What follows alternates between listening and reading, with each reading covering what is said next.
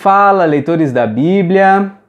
Bom, hoje a gente vai ler o Salmo de número 32. Salmo 32 tem como título aí A Bem-aventurança de quem recebe o perdão. Receber perdão é realmente muito bom, é muito confortante quando a gente se sente culpado por alguma coisa, então nós recebemos o perdão daquela pessoa a quem nós ofendemos. É como tirar uma mochila de pedras das nossas costas, né?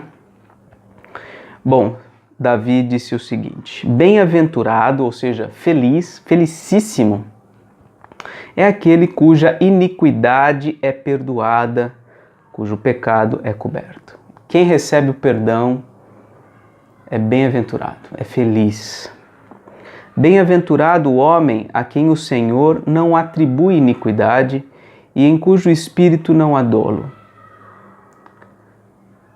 Veja que existem alguns homens a quem o Senhor não atribui iniquidade. Por quê?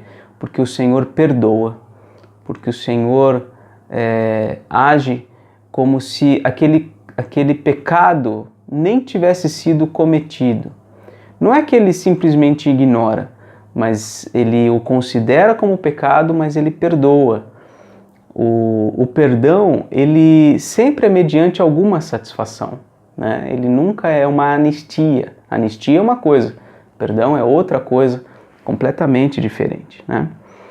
E aí, ele diz no versículo 3, enquanto calei os meus pecados, envelheceram os meus ossos pelos meus constantes gemidos todo o dia.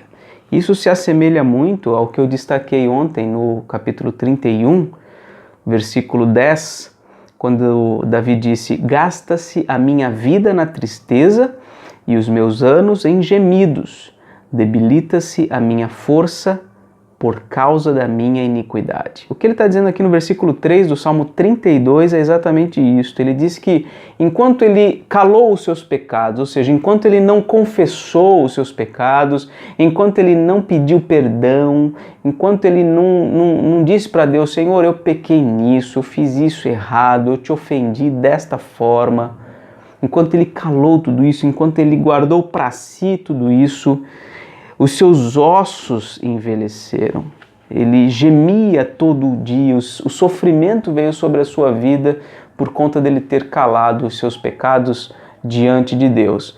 E eu gostaria ainda de acrescentar um aspecto mais, muitas vezes nós pecamos não só contra Deus, mas também contra pessoas, contra o nosso cônjuge, contra os nossos filhos, contra alguém do nosso trabalho, da nossa convivência. Nós machucamos essas pessoas, nós ofendemos e nós calamos isso e fingimos que nada aconteceu.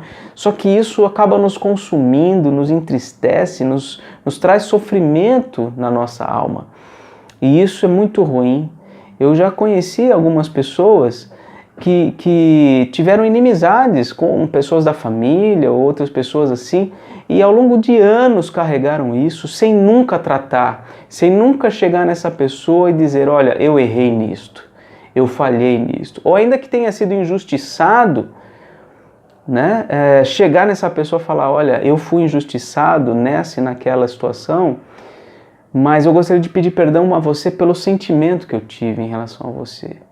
Eu fiquei muito bravo, eu fiquei muito magoado e eu criei no meu coração uma aversão a você. Eu gostaria de te pedir perdão. Inclusive eu ouvi isso, se não me engano, hoje pela manhã, quando o reverendo José João estava me dando uma aula, né, junto com outros colegas, e ele disse de um missionário, falou de um missionário que na Coreia, ele foi até lá e passou-se o tempo, ele não conseguiu se familiarizar com aquela igreja, e um dia ele chegou para aquela igreja, aqueles irmãos, falou, olha, eu vou ser bem sincero com vocês, eu não gosto de vocês, eu odeio vocês, eu não queria estar aqui com vocês.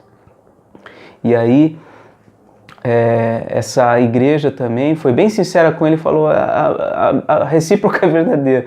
Nós também não gostamos de você, também não queremos você aqui. E essa situação, ao invés de trazer um rompimento de laços, trouxe reconciliação. Porque ambos puderam ali pedir perdão pelos sentimentos que carregavam um pelos outros. E isso trouxe cura. Sabe, quando há perdão, a cura da nossa alma, a leveza para o nosso coração.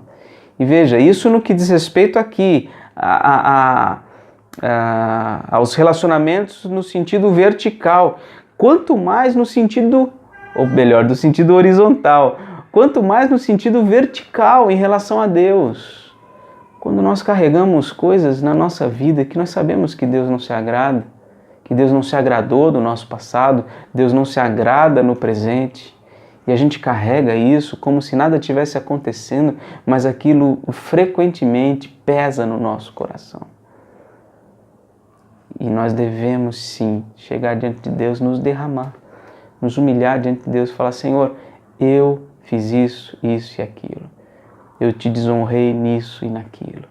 Eu fui ingrato, eu fui idólatra, eu fui adúltero, eu fui promíscuo, eu fui, enfim. Temos que chegar diante de Deus, confessar os nossos pecados, para então receber dele a cura para a nossa alma. Isso trará refrigério para o nosso coração, trará saúde para o nosso corpo, inclusive, porque quando a nossa alma está adoecida por causa do pecado, o nosso corpo frequentemente acaba também sofrendo muito. Versículo 4: Porque a tua mão pesava dia e noite sobre mim, e o meu vigor se tornou em sequidão de estio. Ele sentiu a disciplina do Senhor. O Senhor fez pesar a sua mão sobre ele por causa do seu pecado, porque ele calou o pecado e não confessou e não se arrependeu dos seus pecados. Mas aí aconteceu algo diferente na vida dele e tudo mudou. Ele diz no versículo 5: Confessei-te o meu pecado e a minha iniquidade não mais ocultei. Eu peguei o meu pecado lá de dentro da gaveta do fundo do baú, do porão da minha alma, tirei de lá, trouxe até a luz do Evangelho. A minha iniquidade não mais ocultei. E disse: confessarei ao Senhor as minhas transgressões. E o que aconteceu? Tu perdoaste a iniquidade do meu pecado. Quando nós fazemos isso, quando a gente tira o pecado do porão da nossa alma e trazemos diante do Senhor, o pecado perde força. Ele simplesmente é eliminado da nossa vida e vem a cura para a nossa alma. Isso mudou completamente a vida de Davi. E então ele diz no versículo 6, sendo assim, já que isso aconteceu comigo, todo homem piedoso te fará súplicas, Senhor, em tempo de poder encontrar-te. Todos que se achegarem ao Senhor, suplicarem pelo perdão, encontrarão o Senhor. Com efeito, quando transbordarem as muitas águas, não o atingirão. Ou seja, a pessoa que fizer súplicas ao Senhor, que confessar diante dele o pecado, que receber dele o perdão, será revigorado, será curado, terá uma nova vida, a ponto de que, quando subirem muitas águas sobre a vida dele, não atingirão. Muitas águas, como eu já disse em outro momento, em algum salmo, águas são sinônimo nos salmos, na poesia bíblica, sinônimo de caos, sinônimo de turbulência, sinônimo de problemas, de tempestades, né? Não o atingirão. E ele diz então, tu és o meu esconderijo, tu me preservas da tribulação e me cercas de alegres cantos de livramento. Então aquele que confessa o seu pecado e deixa o seu pecado é preservado pelo Senhor, é livre das tribulações, tem alegria no Senhor. E ele diz então no versículo 8, Na verdade, no versículo 8, no versículo 9, ele fala como se fosse Deus, né? Uma palavra de Deus a nós. Instruir-te-ei e te ensinarei o caminho que deves seguir, e sob as minhas vistas te darei conselho. Não sejais como o cavalo ou a mula sem entendimento, os quais com freios e cabrestos são dominados, de outra sorte não te obedecem. Olha o que Deus está falando para a gente aqui. Está falando, olha, eu vou ensinar você, eu vou te orientar no caminho em que você deve seguir. Eu vou te dar conselhos, eu vou estar junto com você. Eu vou estar olhando para os teus caminhos, eu vou conhecer a tua situação. Então, já que eu vou fazer isso, não seja como uma mula, não seja como um cavalo, que são dominados por cabrestos. Não. Ouçam a mim e obedeçam. Essa é a palavra de Deus para nós. A gente não precisa desse cabresto todo, dessa coisa da disciplina de Deus o tempo todo. Basta que nós nos tornemos humildes diante dele, ouçamos a sua voz e nos humilhemos diante dele e falamos, Senhor, dirige os meus passos, perdoa os meus pecados, conduz a minha vida, me instrui, me ensina. E pronto, ele vai trazer direção aos nossos passos. Mas e quem não dá ouvidos ao Senhor? Estes que não dão ouvidos ao Senhor, que não confessam seus pecados, que não buscam a Deus, estes vão sofrer bastante. Versículo 10. Muito sofrimento terá de curtir o ímpio, mas o que confia no Senhor, a misericórdia o assistirá. Alegrai-vos no Senhor e regozijai-vos, ó justos, exultai vós todos que sois retos de coração.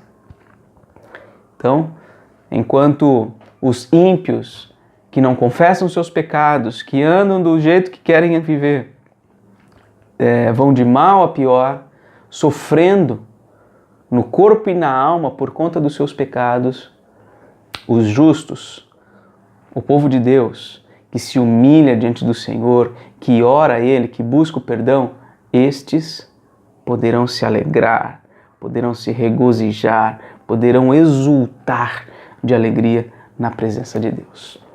Essa foi a leitura de hoje, o Salmo 32, e amanhã, se Deus quiser, a gente continua.